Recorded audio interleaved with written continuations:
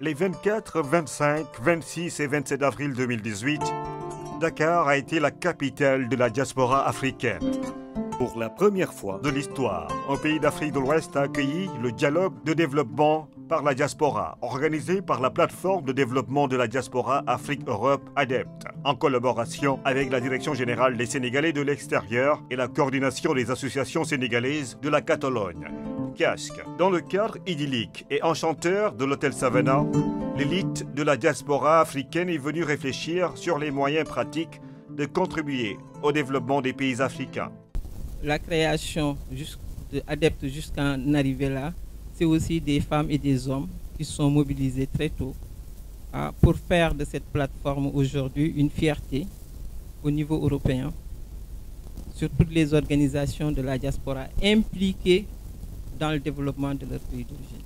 Ça veut dire que la diaspora a pris conscience qu'aux côtés des États, aux côtés des organismes internationaux, qu'elle-même, elle doit prendre son destin en main. Et en venant à Dakar, dans un contexte fortement marqué, comme vous l'avez dit, par une mobilité pas contrôlée, par une dynamique de migration irrégulière, par un phénomène de trafic des migrants, de traite des personnes, qui fait que l'image dégagée par la migration n'est pas une image positive. Cette initiative nous montre qu'il y a bien des choses positives qui se font au niveau de la diaspora. Parce que si la diaspora elle-même prend l'initiative de mettre sur pied une plateforme, invite les États, invite les ONG, invite les personnes ressources partout dans le monde pour poser un débat au moyen du dialogue pour le développement, ça veut dire qu'il y a quelque chose de positif dans la diaspora. Il n'y a pas que du négatif. Cette 8e édition, qui a enregistré la participation d'invités exceptionnels venus de la sous-région, des délégués de l'ADEPT, de responsables gouvernementaux, de membres du corps diplomatique établi au Sénégal, d'acteurs de la société civile et d'universitaires, a eu pour thème élargir et renforcer le rôle des parlementaires de la diaspora.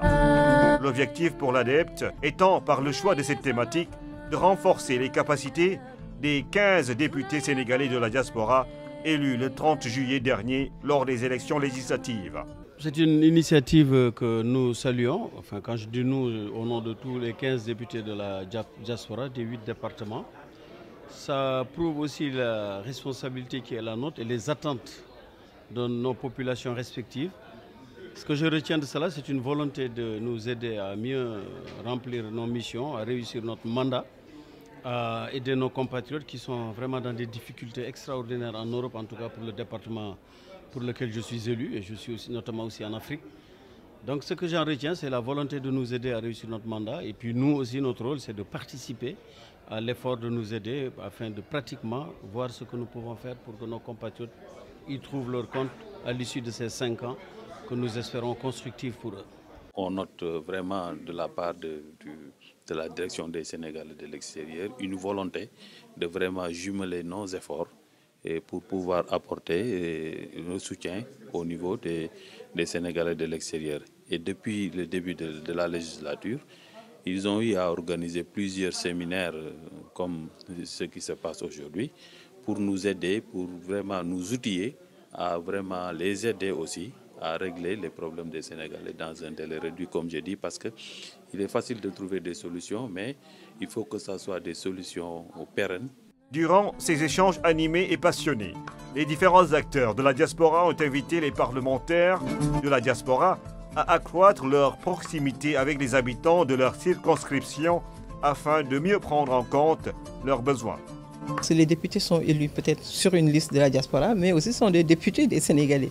Comment ils peuvent apporter un plus à ce qui se fait au Sénégal, mais aussi pour les personnes qui les ont élus et qui attendent quelque chose aussi en retour, en plaidoyer de ces députés.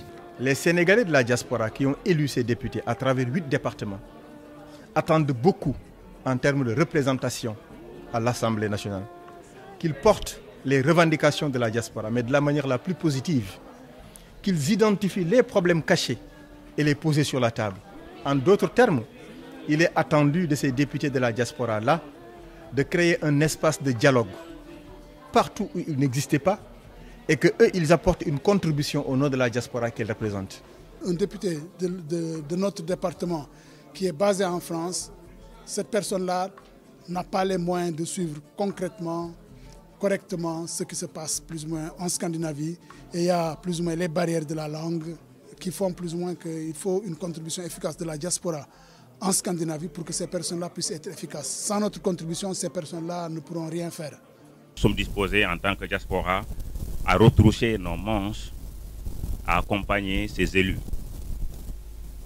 Parce qu'ils sont élus au nom de la diaspora, ils représentent la diaspora, mais il y a des attentes extrêmement importantes que la diaspora attend d'eux. Lors de cette rencontre inédite en Afrique de l'Ouest, les autres pays de la sous-région ont été invités à s'inspirer du modèle mis en place par le Sénégal pour parvenir également à mieux prendre en compte les exigences et problèmes auxquels sont confrontées les diasporas africaines. Chez nous, il n'y a pas de député de la diaspora pour le moment. Nous sommes venus vraiment pour apprendre et que vous puissiez partager avec nous de l'expérience sénégalaise afin que dans la mise en place que nous allons faire, que nous puissions nous inspirer de très bonnes pratiques. Chez nous, la diaspora guinéenne participe beaucoup au développement socio-économique de la Guinée.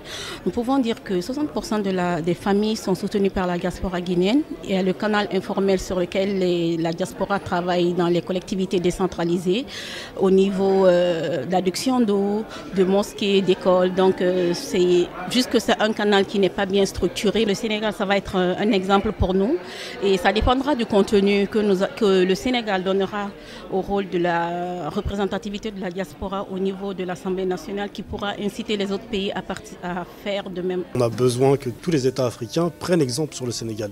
C'est des éléments qui se font pour certains pays. Il est très logique de réfléchir les choses à travers sa diaspora aussi parce que c'est des personnes qui sont contributeurs non seulement économiquement mais socialement à leur pays d'origine. Maintenant, l'innovation que fait le Sénégal, c'est même d'avoir des députés à l'intérieur de l'Afrique. Parce que quand on parle de diaspora, selon la définition de l'Union africaine, c'est en dehors de l'Afrique. Ces mesures demeurent d'autant plus urgentes pour les pays africains que la diaspora demeure un bailleur considérable pour nos économies. Ainsi, au Sénégal, elle a un poids prépondérant dans les bonnes performances économiques. Ces populations migrantes ne sont pas que de simples voyageurs, mais ce sont des gens qui contribuent, parfois qui remplacent même l'État dans sa fonction régalienne. Pas moins de 1,38 milliard d'euros sont transférés chaque année par des expatriés sénégalais. Cette somme représente le tiers du budget du Sénégal en 2017. C'est donc une bonne chose que le Sénégal prenne enfin en compte des ressortissants dans cette décision. On a pu constater, en fait, ces dernières 15 années, je crois, on a pu constater, si vous voulez, une accélération, voire une hausse relativement importante des transferts que nous recevons de l'étranger. Par exemple, entre les années 90 jusqu'au début des années 2000, donc jusqu'à la fin des années 90, donc le flux était relativement modeste, parce que vous voyez que c'est relativement très plat. Mais à partir de 2000, donc vous avez vraiment une hausse très importante des flux qui rentrent dans ce pays-là. Par exemple, on est passé de 126 à plus de 1000 milliards entre 2000 et 2016, c'est-à-dire le volume des transferts a été multiplié par plus de 8, donc près de 10. Au sortir de ces riches discussions, une série de propositions ont été faites pour établir de meilleures passerelles entre les acteurs de la diaspora et leur pays d'origine. La Direction générale des Sénégalais de l'extérieur plaide notamment pour la mise en place d'un haut conseil des Sénégalais de l'extérieur. Il existait un conseil supérieur des Sénégalais de l'extérieur. Et nous voulons des échecs de ce conseil supérieur-là, avoir une nouvelle approche assez innovante qui mobilise et intègre l'ensemble des associations des Sénégalais de la diaspora. Cet angle est important parce qu'il nous faut organiser la diaspora si nous voulons que leur impact sur le développement du pays soit beaucoup plus efficient. Mais pour arriver à cette organisation, vous me direz que ce n'est pas facile, ce n'est pas évident et nous en sommes conscients. Et c'est pourquoi nous prendrons le temps de réflexion nécessaire pour arriver à une structure qui sera très légitime, très souveraine et qui pourra mobiliser et centraliser toutes les énergies au sein de la diaspora. Les réflexions ont été pointues. Reste à traduire tout cela en actes pour de meilleures perspectives dédiées à la diaspora.